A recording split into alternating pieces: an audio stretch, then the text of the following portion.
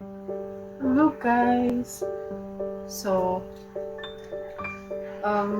papunta ako ngayon ng mall kasi papa-adjust ko tong salamin ko, medyo lumuluwag. So, ang hirap na nitong buhok ko kasi tignan niyo naman guys, mga dry na yung buhok ko. Kailangan ko na siguro magpa-ayos ng buhok. Gusto ko yung parang iti-treat yung scalp ko kasi dinadandruff ako in the past few years. Medyo dinadandruff ako. Hindi ko yun gusto. So, hindi ko alam kung anong gagawin ko sa kanya, to be honest with you guys. Gusto ko syempre medyo lumiit naman yung mukha ko ni Sulax. Yung hair ko kasi, okay naman. Diba? So, kailangan medyo tayo. Kapag ka nalabas, gusto ko yung parang mga ganitong basic lang. Pagka ganyang mainit. Kasi mainit pa rin. Pero if kapag umaga medyo malamig. Tapos, ito nga medyo sinisipon-sipon ako.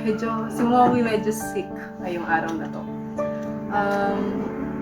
Kasi, siguro na rin dahil din sa mga pinagkakain ko nung December last year. Wala muna tayong gaming content ngayon ha, kasi yung anak ko is babalik na sa school, mag-school na ulit siya. Tapos ako naman starting na of course ng work ko. So hindi muna ako makakapaglaro. I don't know when. Siguro pagka like yung free time ko, weekend yan. Pero kasi may mga laundry si Mommy na gagawin. Tapos I'm helping my sister as well. And of course my parents. So, but you guys know me. May update ko naman kayo sa mga gusto kong laruin. Meron ako mga ginawa na another cat room sa make room. So yun lang guys.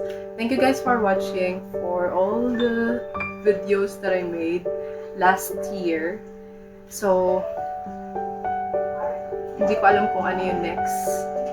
But, ito, yung mga ganito. Gusto ko yung mga ganitong style ng pag-video. Like, malalaman nyo yung mga trip ni Mommy, ganyan. So, keep on watching. And if you haven't subscribed, please subscribe. I appreciate. Bye-bye!